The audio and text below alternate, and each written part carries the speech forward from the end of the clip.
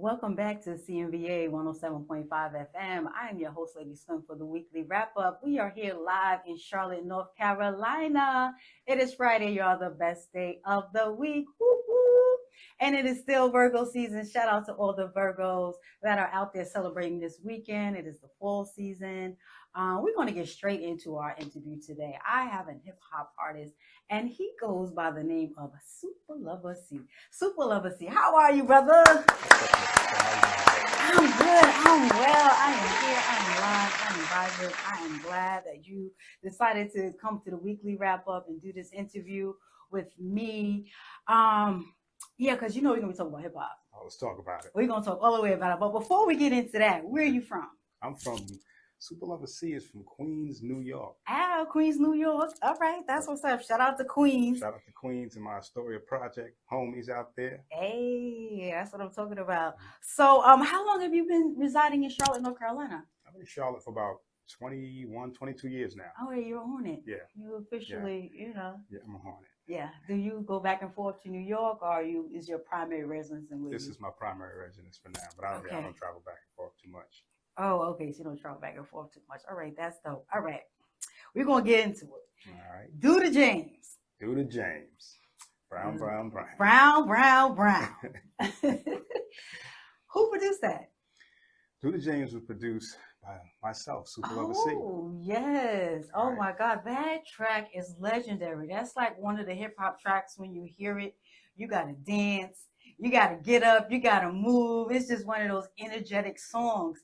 So you kind of like pioneered that style of music. So how does that feel? Well, it feels great. It feels great. Those it was the lyric style that I pretty much pioneered. And if you ask some, they'll tell you today there's nobody who actually have been able to do it yet. Replicate your style, so your original 101. Yeah, you hear a lot that sound close, but it's not Super Lover C style. Back to the track. Okay. Back to the track. Run it back. Biggie. Okay. Dreams of a R&B chick. Okay. I'm saying. So that sample. Is yours. That sample. Okay, let's talk about the sample. You know the first one to use that sample? Who? Well, right. So. I know he used it after you. In hip hop, right? Okay. In hip hop, "The Blues and Pants" by James Brown. Okay. That's the name of the sample, right? Okay. That's the guitar riff, right? So a couple used it after that. So we had a blend. So what we did was MC Shan came out with the bridge, which was the "Impeach the President" sample. Oh, which was the drum track. Give us the history. Give us the history. But it was a well-known track that was used in hip hop, especially street hip hop. The bridge, out in the park. Yeah, everybody knew that. So everybody out in the park. So, of course, it was one of those classic tracks to rap to. So, of course, I took the bridge. I mean, I'm sorry, not the bridge. We took "Impeach the President." Yes. MC Shan did the bridge. So we took "Impeach the President," looped it up, and then I'm going to flip that around. Okay. I did not write the song to the "Impeach the President" drum tracks. Okay. I wrote the song to the "Blues and Pants" guitar riff. Oh, to the original James Brown. Just to the guitar riff itself. Okay. So I looped it up, wrote the track. Then we threw in "Impeach the President," some Malcolm McLaren from the Buffalo Girls. I don't know if you remember that. All right. So it was, but that's what hip hop was back then. We was blending. It was not just scratching and blending. So that's what made the track dope. Exactly. Took it to one of the hottest producers and engineers in Queens, and that was at 1212 Studio. Okay. Met with a guy named Paul C. McCasty, rest in peace, who actually, taught us a lot about engineering and sampling and things like that. So we brought it into him like, a little choppy. This is what we have. We got a sound. We know what we want. Right. How do we make it official? Throw this in, throw that in, throw that in, throw that in, and then we're going to take this sample and brown. Right? So he puts this whole thing together, right? Exactly how he was told. And then I got behind the mic. Oh, and lay down the vocals to it. Craziest thing is I'm looking at Paul as he's, chopping up everything and putting it together. Right. I said, okay. So we got that fine. I got behind the glass and the microphone, and he's looking at me, and I'm looking at him just crazy, like, that was dope what you did. He's looking at me like, that's dope what you did. Like, yeah, we created something. So it became one of the hottest tracks in 1987 in the hip hop scene, and I call it my baby, and that's still what it is to today. Right, right. It is. Anybody who hear that and they don't gravitate to the sound of it or understand the drum kick on Howlin', they just not hip hop. You didn't grow up around it. You don't know nothing about it. Like, this is one of those dance tracks before Lil Jon and East Side Boys and everybody else that was doing crump and a certain style of music. But hip hop is universal at this point, is worldwide. So everybody's going to take their take to it and spin it to make their subgenre to kind of mimic, some of the pioneers and how it originated in sound and stuff that happened, in New York. But when the Biggie song dropped, how did you feel about that? Well, we know that we didn't own the music. Yeah, but it was after yours. Still, and it was hip hop. It was popular, yeah. Nobody really cared as long as you was keeping it alive. I love what Biggie did, you know what I mean? But at the same time, again, I didn't own, the song, you know what I mean? And it was hip hop. This is what we did, you know what I'm saying? You take your flavor and you put it to it. Just like, MC Shan did Impeach the President with The Bridge. I did Do the James, you know what I'm saying?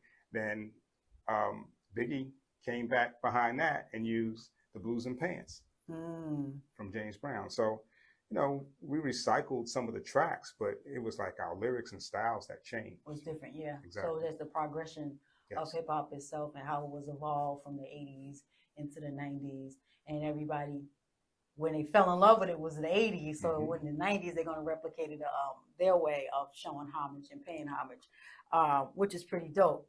All right, so take us back to the 80s. Okay. 80s hip hop, 80s style, 80s fashion, 80s lingo, Coachella, dope, all of that stuff. Like, give us a typical scene of like a show of something you've done to give people the energy, give people the energy or the vibe of what it was like. It was amazing because you take all of those different styles and some of the words that we used, back then, like, the choreographer causing the funky dope maneuver, you know what I mean? So, we just took them and they was a bunch of sound bites. Okay. Some of the words, I'm dope, you know what I mean? Yeah. I can kick some of them lyrics, but at the same time, that's basically what it was. You took the styles of hip hop and the culture, the verbiage, everything from the culture, and you use it in your music. You know what I mean? And it was braggadocious.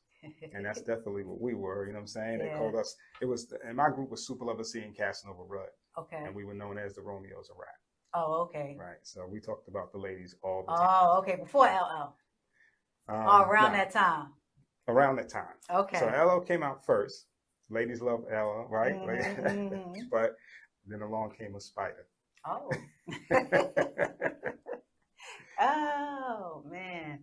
From the fashion to the graffiti to the jams in the park, like, what is one of your most memorable memories from that era?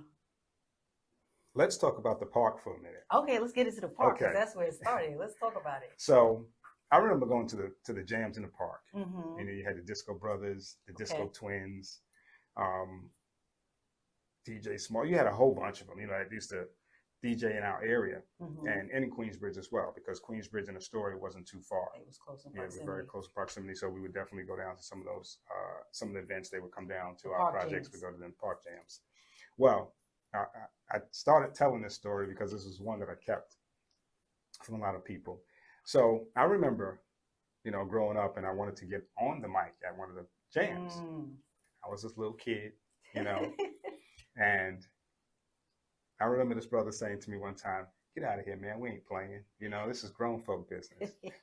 And you know what I said to him? I said, "Y'all can stay out here in the park. I'm going to make a record." And that's exactly what I did. So, but going to those jams in the park and watching all the guys, older than I was, before us, do their thing, it was phenomenal to me. You know what I'm saying? I used to love it. And I remember going to school. I remember Rapper's Delight came out. And I went to school. And in school, I used to sing the song because I actually had the album. My older brother bought the album. And I used to sing Rapper's Delight. Rapper's Delight. Okay. Sugar Hill Gang. Yeah, 1979. There you go. And I sang that thing all day long, right? I remember going to school and someone saying to me, "Hey, man, sing that song again." But I was this quiet little kid. Yeah. And I remember that was one of the highlights, you know what I mean? So nobody looked at me and nobody said too much to me, right? Until I started rapping that song. So that gave me a little love for hip hop. Right. You know what I mean? Then I started writing my own music.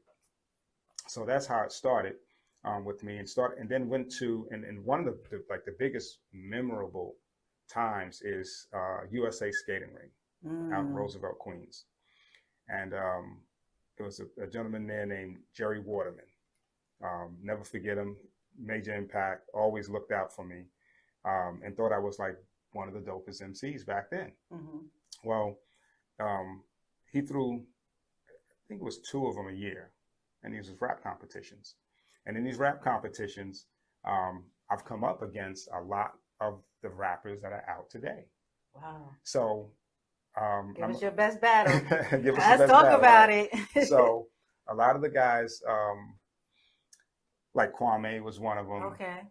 Irv Gotti and his boy Romeo. I mean, and then of course Master Ace. I'm going to get to that story with Master Ace. So 3 years in a row. Actually, it was 2 years, but it was 3 competitions. So I come in 3rd place because, of course, I'm nervous. Yeah, you know, jitters. I'm literally by myself, like probably me and another guy. No crowd, nobody hyping you. No hype, no nothing. We go out there and we rock this song. And part of the song, the name of the song was called "I'm Bad." Okay. You know somebody else who made a song called "I'm Bad"? Okay. So the name of the song was "I'm Bad." We performed it live. And some of those lyrics are actually in the song "I Got a Good Thing," but we'll get back to that. Okay. So we performed the song "I'm Bad," and I come in 3rd place. I go back again the next season. Yeah. We perform again. I come in 2nd place. I finally come in 1st place. And against who? I don't remember who it was. But I can tell you, Father MC, a lot of those guys, like a lot of them from Queens or Far Rockaway, and those, they were in the building. You know what I mean? And Brooklyn. And so anyway, so there was an MC, right? A rapper and a DJ competition. And you know who won the competition for the DJ? MC Scratch. Wow. So, you know, when I first toured, my first tour was with the USA Skating Ring. Wow. That's how close-knit hip-hop was back then. Yes. But guess who my DJ was? I can't. DJ Scratch. Oh, DJ Scratch, you sick for this? You sick for this one? We'll bust that Scratch? DJ Scratch. Oh, okay. So DJ Scratch, me and him toured the USA skating rings on the East Coast. Skating rings was heavy in like the late 70s, early 80s until they started shutting down. Yeah, they were major. So after that, there was a big competition, and it was a grand finale. That's when Master Ace came in. Okay. DNA from the DNA Hank Love radio show. Okay. It was DNA, Half Pint, and Hank Love. They were the judges. Half Pint, a male or a female? Half Pint is a male. Okay, well I heard of a Half Pint as a female as well. Yeah. Okay. So so in this competition, this is where I came up against Master Ace. Oh. Now the winner of this competition gets a deal with Marley Marl. Oh. So Marley Marl was the man. That's how close I was to being part of the Juice Crew with Bismarck, Big Daddy Kane, so forth. So what ended up happening was, and this is what I heard after the fact, years later. DNA told me Half Pint and Hank Love was from Brooklyn. So they're gonna ride with Brooklyn. So was Master Ace. Yeah. They're gonna ride with the hometown. So they rode with the hometown. So he came to me after the event, right, and says to me, I thought you won. And I want to give you a record deal. Wow. He says, be interested, take my card, give me a call in the morning. And that's how you got on. That's how I got the deal. Wow. Yeah. That's an amazing story. Yes. Oh man, that's real hip hop. What is the biggest gap you see within hip hop now with the pioneers and today's artists? That's always a conversation. The gap is, not really working together. Because if you did that, you know what I mean, you transition into. And I don't see too much of a transition, but it's almost like they don't respect what we did. And then when we speak to a lot of, my age group, okay, we kind of don't like what they're doing. Okay. You know what I mean? And there are some reasons. Okay. You know what I mean? Of course, to me, it sounds like one big, long record. Okay. A lot of the tracks recycled, a lot of the songs sound the same. And then you have a lot of the artists who jump on the same song. So, and I remember the first time you heard something like that, I think it was Flavor in Your Ear. Remix. You remember that when they did a remix and you had a lot of artists on it? But how many people did that after that? All right. Well, when new music, because Bad Boy, they set it off. Yeah, Bad Boy set it off, right? In the early 90s. Right, there you go. They pioneered that, right? Right. So, but what you see a lot of that happening now, dope rappers, don't get me wrong, but they all get on the same track. So this song is a hit record, then it's recycled and recycled and recycled and recycled for a couple of years, actually. Everybody's chasing that sound. Everybody's chasing the same sound. And my era, it was a variety.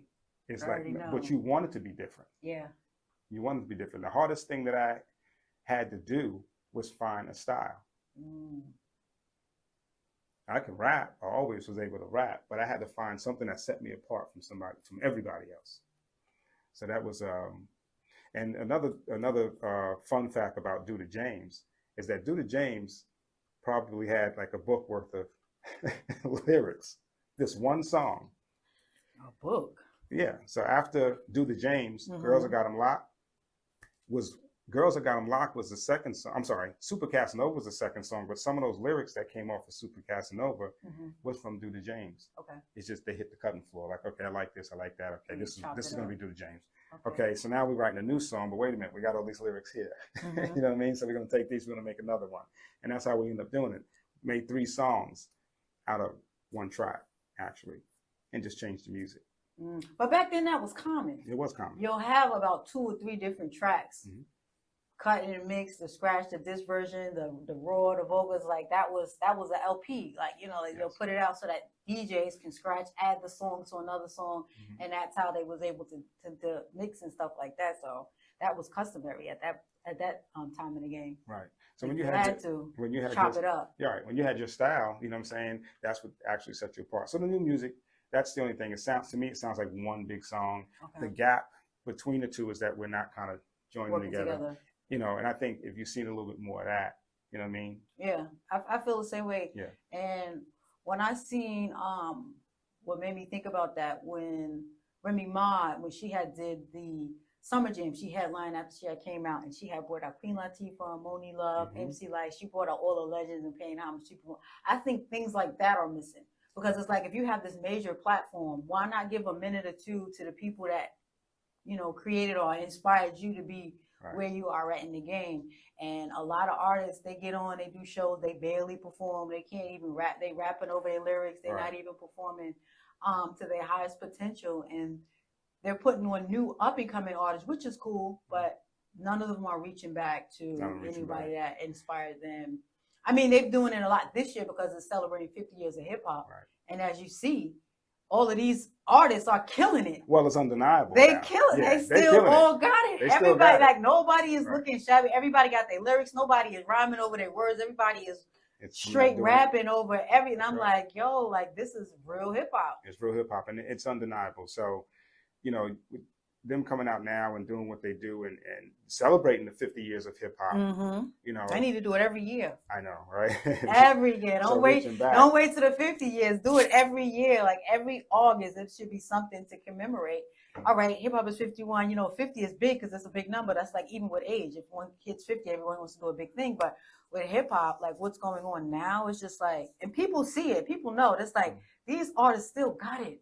They still got it. And they're bringing out people. I'm seeing, I've been to several shows. I'm like, wow. You know, we did Chubb Rock 2 weeks ago, and that was fun to see. One of the amazing things is I haven't seen everybody. Like an LL show. Yeah, he was just out here. He was just here, but I missed it.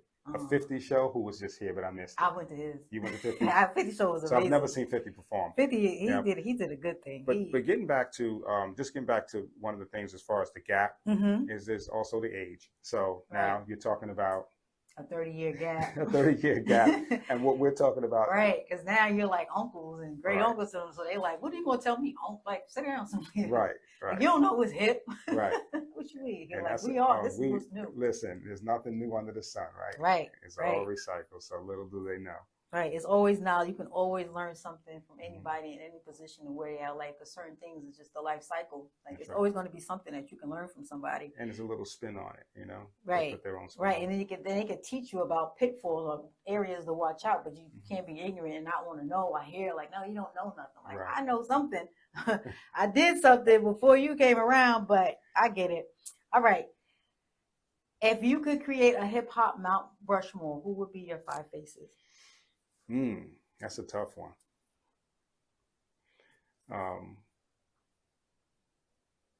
Why'd you have to ask me that? Because I like to get in. I want people to think. I usually ask the top 5 or what's name, but I figure since we talking hip hop, you know, I mean, you can get somebody for each era, however you want to do it. But okay, Biggie, okay, Jay-Z, Big Daddy Kane. This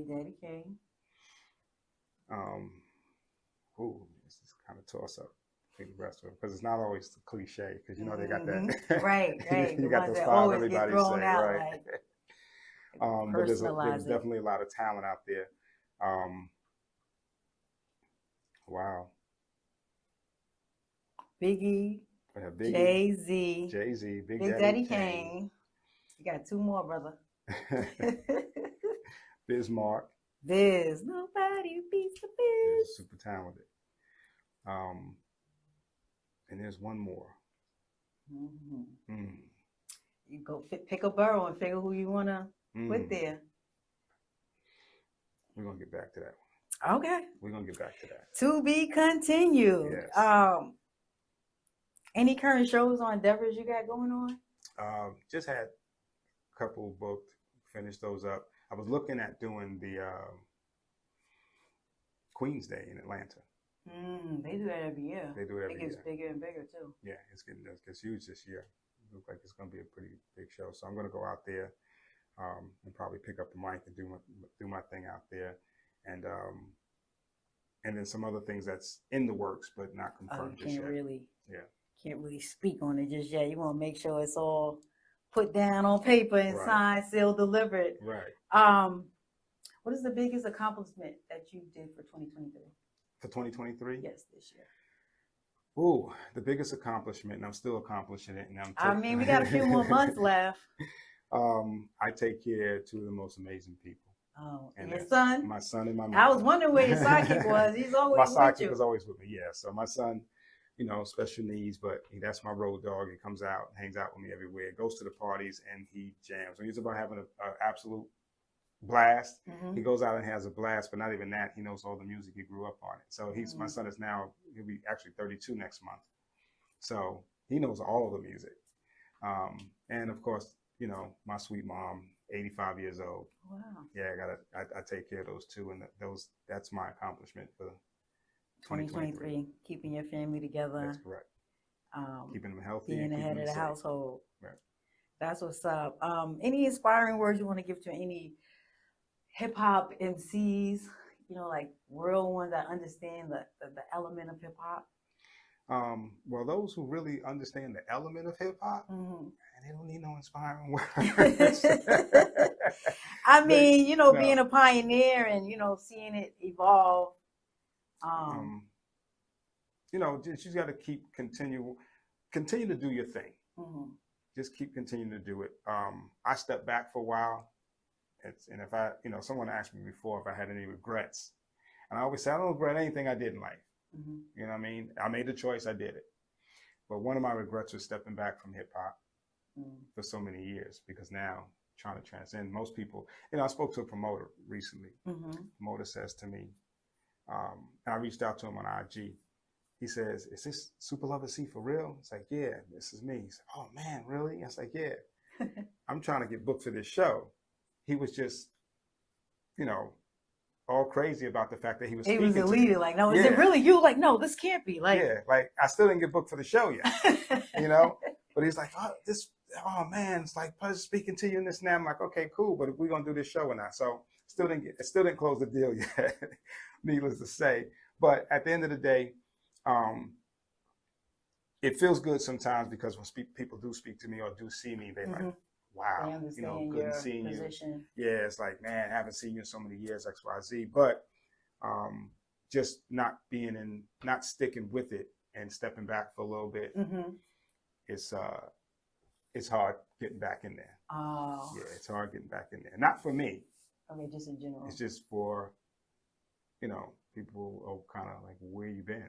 Yeah, like, what's up? Yeah. Like, what do you got going on? Right. Like, where's the music? What are you promoting? Right. What's going on? So it's one of those things, and I get it. You know what I mean? Yeah. So I'll just stick with it and keep forcing my way in there. And like you say, hopefully they keep pushing our culture of hip hop. Yeah. You know, that 50.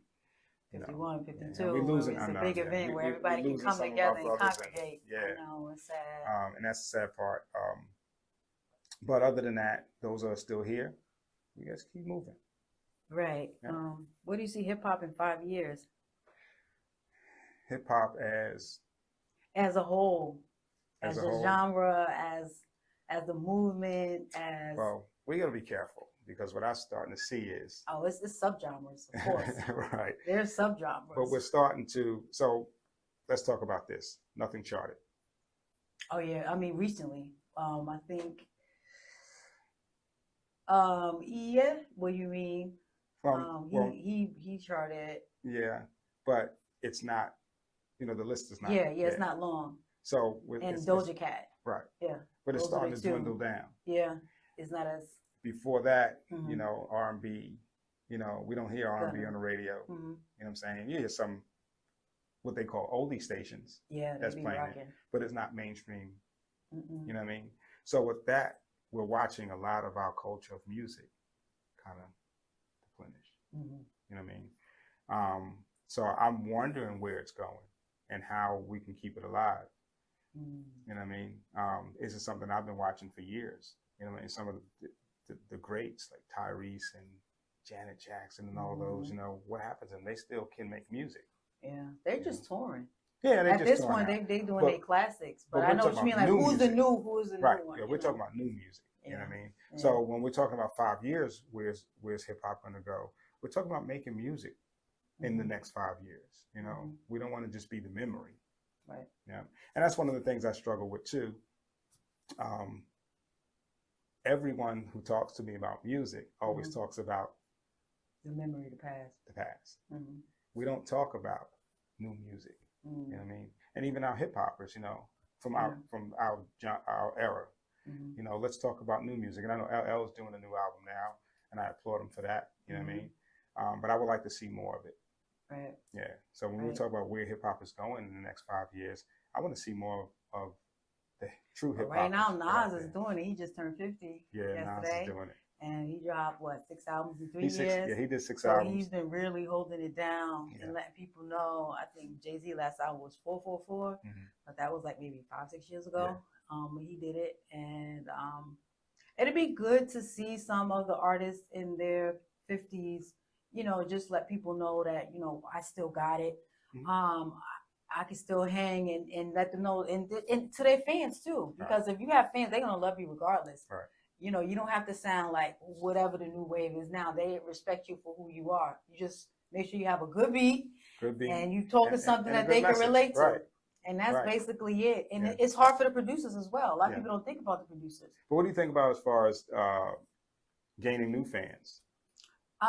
It's just having people that understand that this is a legend and coaching and teaching that to other people that are into music. It has to be recycled through the youth, through the people that know about it. Because if they just don't say nothing and they don't support, they don't go to the concerts or anything, of course it's going to die out. Right. You know, like it has to be implemented in school, through family, through functions. Like it has to play. Like when we go to backyard barbecues, it's certain songs we all hear, we all know, and we're going to jam to it. It has to be the same way with hip hop. Like we got to make sure that there's still parks in the jam.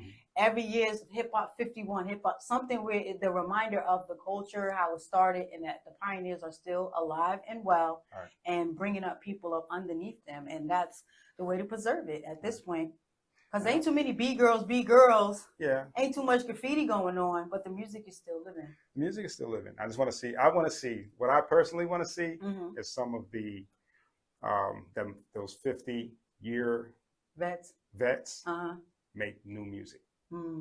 That's what I'd like to see. They got to get with the new, they got to get with the new producers or some of the old producers and kind of remix it a little bit. Like Premier, you know, like you got to get with certain people to keep the element there, but also bring a breath of fresh air. Yeah, they just got to come together. Like come together with a younger producer and the older, y'all coming in, y'all make some new magic. And that's what's working with Nas and Hit Boy. Right. You know, like he has his style, his flavor. Him and Hit Boy, they come together. They have a chemistry and they make magic.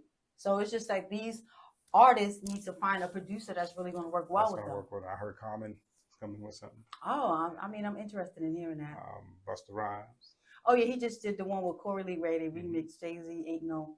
Right. So that was pretty dope. So everybody's doing their thing and they back inspired, and I definitely appreciate that. Is there anybody you want to shout out? I want to give a shout out to everybody. I kind of miss being out there on the stage and seeing my people and performing, with some of the greats, the hip hop greats. You know what I mean? So, but I always say, Super Lover C didn't miss hip hop. Hip hop missed Super Lover C. Right, and then you have a classic. You produced a classic. You put out a classic that will forever ring bells, and people will hear and they will jam. And it's just, you are a part of hip hop. You created a piece in hip hop that's history. So salute to you. I appreciate you coming out to the weekly wrap up. Okay. And we're gonna wrap up the show. I would like to thank everybody for tuning in and listening to the weekly wrap up every Friday from 7 to 8 p.m. Make sure you tune in next week, same time, same place on CMVA 107.5 FM. Good night.